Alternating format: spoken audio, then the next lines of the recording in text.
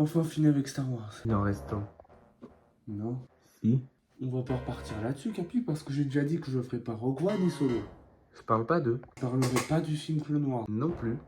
Je vais pas faire une vidéo sur les films Ewok quand même. Non. Tu sais très bien duquel je parle. Non. C'est pas possible. Non. Il est introuvable. C'est impossible de le voir ce film. Tu sais où il est depuis le début. Ou tu ne veux juste pas. Que je me mets. Effectivement, je savais pas dans quoi je me lançais. Du coup, j'ai dû partir dans la forêt amazonienne. On est vraiment à 30 minutes de chez toi. J'ai donc dû partir très loin pour espérer trouver ce film.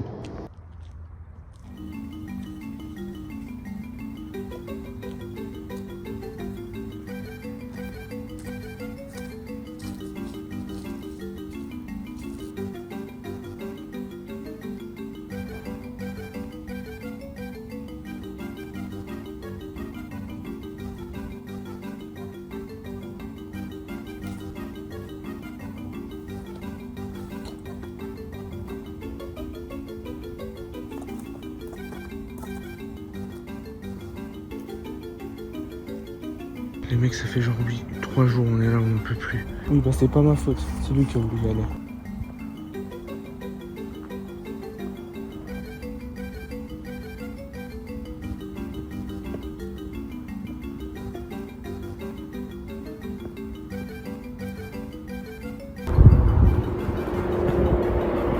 C'est là, mec.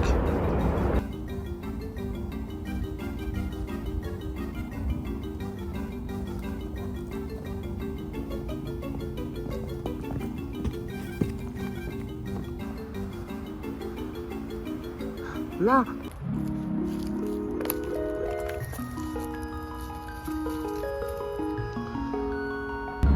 C'est le légendaire mauvais film.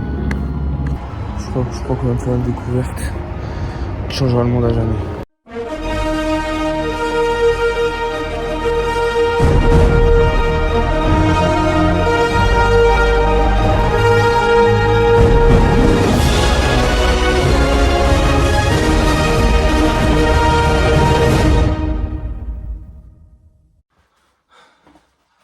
Vous savez pas d'où je reviens.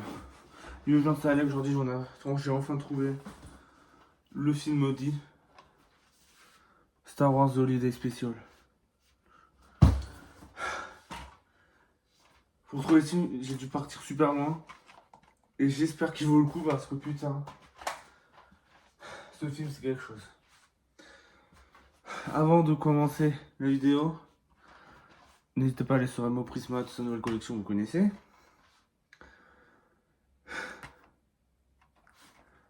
Quelle est l'histoire de ce film? Je pense que ça peut être très intéressant d'en parler. Même pourquoi ce truc existe. Alors, en 77, George Lucas n'était pas sûr que que l'Empire contre-attaque marcherait bien. Parce que il pensait que Star Wars c'était un film de niche et que personne n'allait le voir. Mais du coup, pour maintenir l'intérêt entre l'Empire contre-attaque, entre Un Nouvel Espoir et l'Empire contre-attaque, il voulait sortir un film. Il voulait initialement une histoire centrée sur Chewbacca et sa famille, célébrant une fête Wookiee appelée Life Day.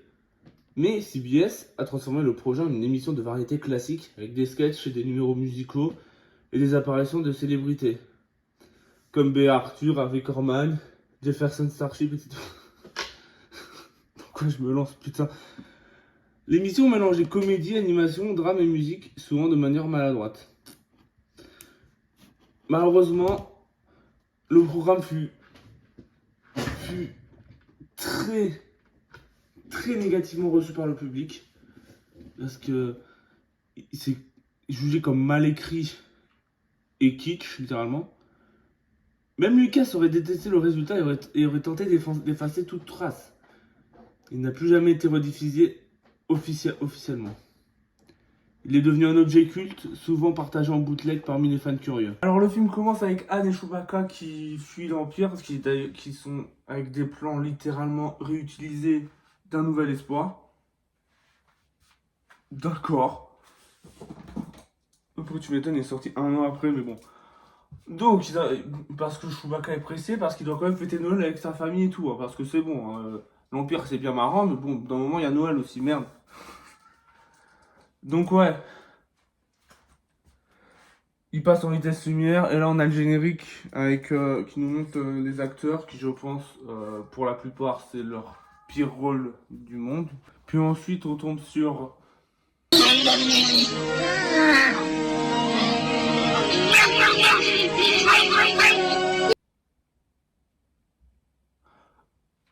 je vais rien dire.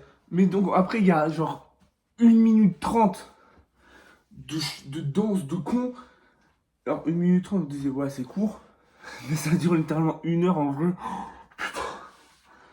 Si on peut plus, ça fait même pas 10 minutes, j'avais déjà marre. Donc après tout ça, on tombe sur... Hello, Mala. Itchy? Salut, Lumpy. Et où est Chewbacca?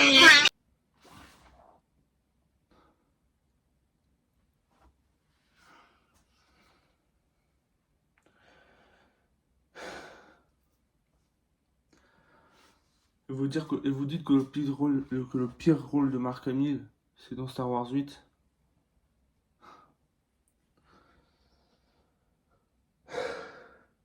Mark Hamill qui apparemment, selon une source, a une sale tête parce qu'il était à l'hôpital pendant que Lucas, pendant l'équipe de tournage, allait le chercher.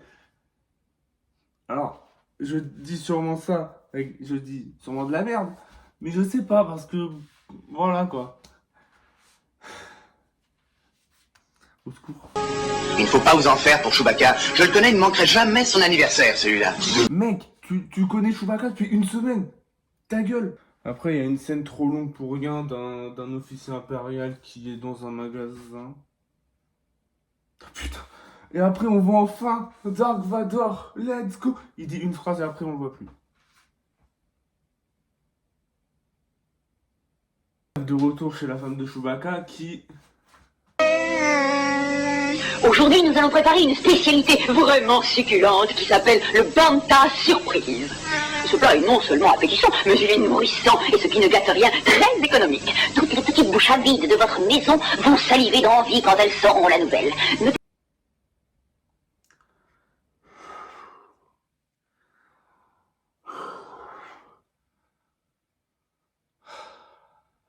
Je vais me faire un café. Ah, je me sens apaisé tout d'un coup. Nous allons touiller le tout. Tourner, tourner, tourner, tourner, tourner, tourner, tourner, tourner, tourner, tourner. Dans le deuxième temps, d'une main vous tournez, de l'autre vous battez. Ça donne tourner, battez, tourner, battez, battez, battez, tourner, tourner, battez, tourner, battez, battez, battez, battez, tourner. Essayons de faire ça tous ensemble et accélérons un peu parce que la vitesse est très importante.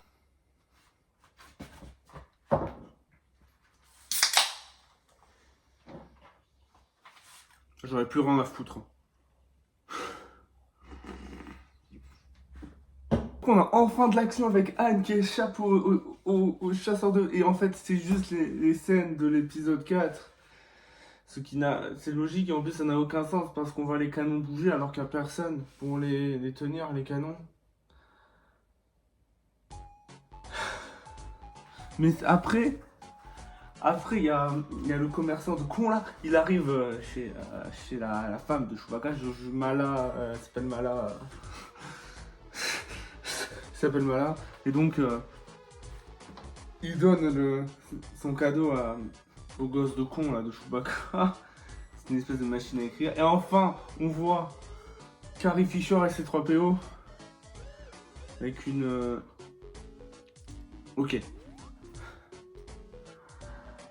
Vous êtes censé comprendre le Wookie. Alors pourquoi ces 3PO à chaque fois il est obligé de traduire? Ça rend la scène super longue pour rien.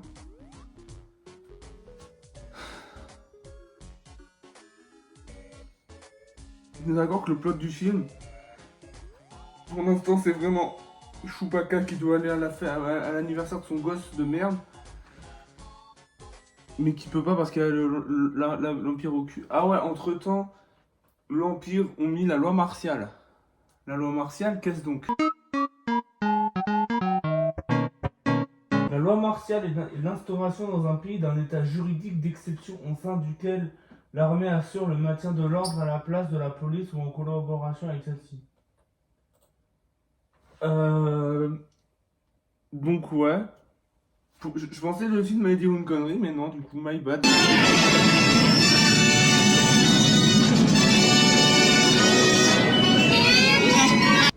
Et donc voilà, docteur, à chaque fois que je ferme les yeux, je vois dans mes cauchemars. Après, c'est moins con que d'avoir eu peur d'un épisode de Goldor. Mais va te faire foutre.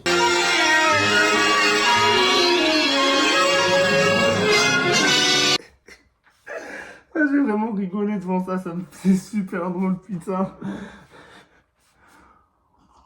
Si ça vous chante, la cuisine Wookie vaut peut-être pas la cuisine française, mais je suis certain de trouver par là. La cuisine française. La France existe dans Star Wars. Mais du coup, la Terre existe. Moi, ça me... Je sais.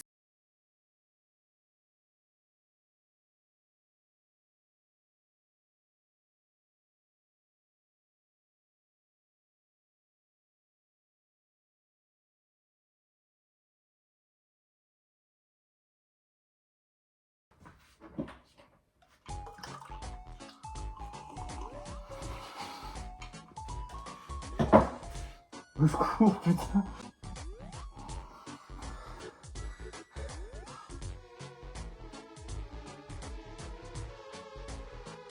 Après ça, le film, ça devient un dessin animé.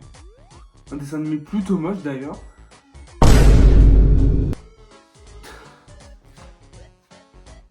Je sais plus quoi dire. Il faut qu'on millénaire. Ok, je crois que je préfère la traduction Millennium Condor que Faucon millénaire. Vous aider. Je suis Boba Fett. Le vaisseau dont vous parlez n'est pas loin.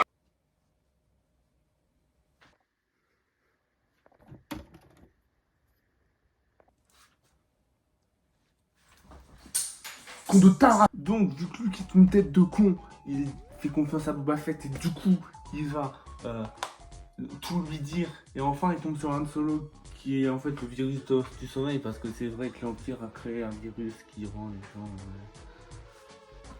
J'en peux plus. Après ça, il part avec Chewbacca. Boba Fett et Chewbacca sont dans la même équipe. Mais en fait, c'est un traître. Et oui, Boba Fett a trahi Luke et tout pour ensuite contacter Vador. Incroyable. Et en fait, et boum, là on retrouve sur le film. Et je pense que je préférais la partie animée, c'est... Moi j'en ai marre. Alors on finit l'histoire animée, Boba Fett en fait était un traître, de s'être rappelé au long découvert. Et du coup Boba Fett fuit après avoir sauvé Luke et Han Solo. Retour dans la vraie histoire. Les impériaux foutent le bordel parce qu'ils sont trop méchants. Et du coup, là on a une scène. Le gosse de Chewbacca, il va s'occuper. Et là il y a une scène, c'est... Je sais même plus quoi dire. Trop travail.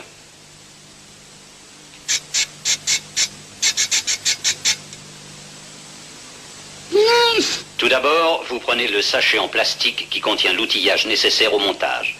Ah! Il contient les outils. Est-ce que c'est long?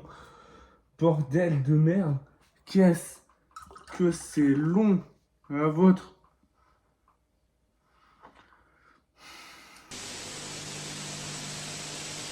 Voilà. Celui-ci va vous servir en premier. Mais faites attention. Cet outil risque de provoquer des blessures.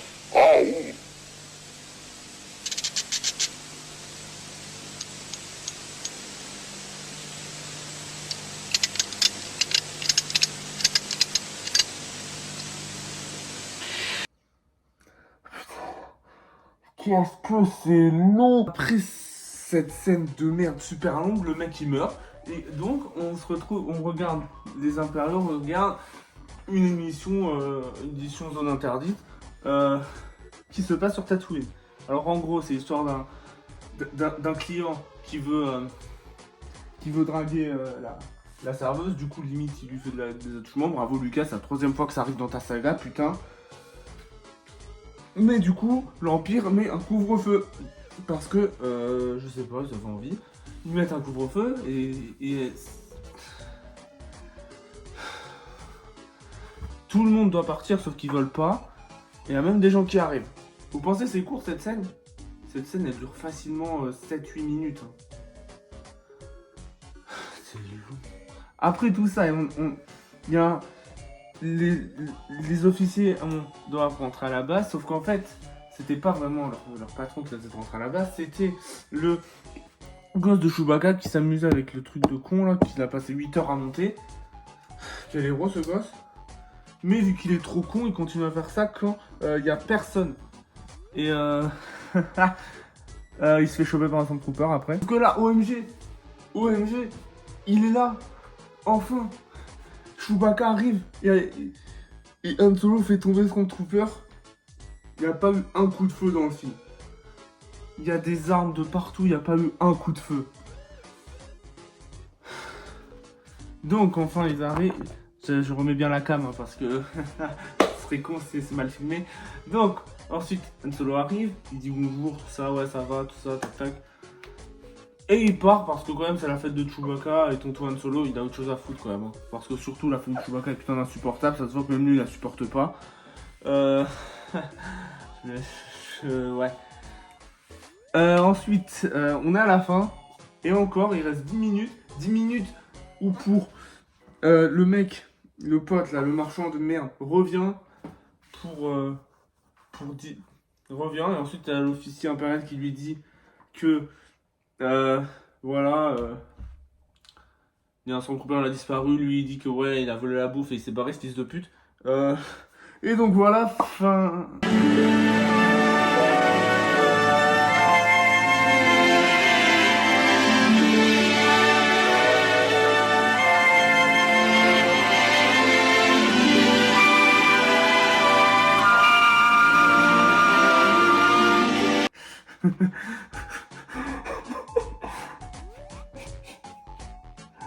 Oh putain, j'en peux plus. Ce film a été fait par des fils de... des guignols. Ils savent rien. Vous savez quoi, j'en ai plus rien à foutre. Alors, je voulais pas le faire, mais le prochain Alex Cinéma, ce sera sur School Days. Sur putain de School Days. Attends, mais School Days, c'est pas un film.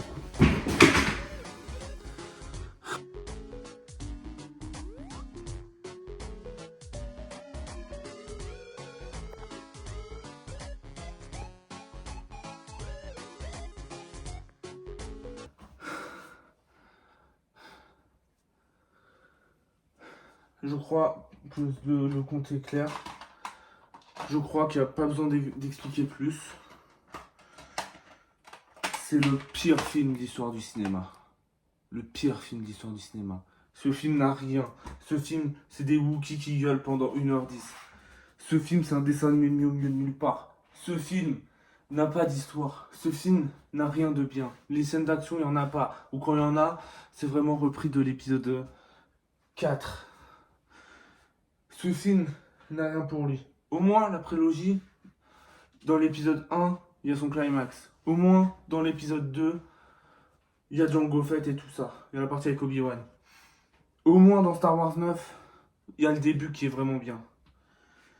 Mais dans Star Wars 4.5, fucking Holiday Special, il n'y a rien de bien.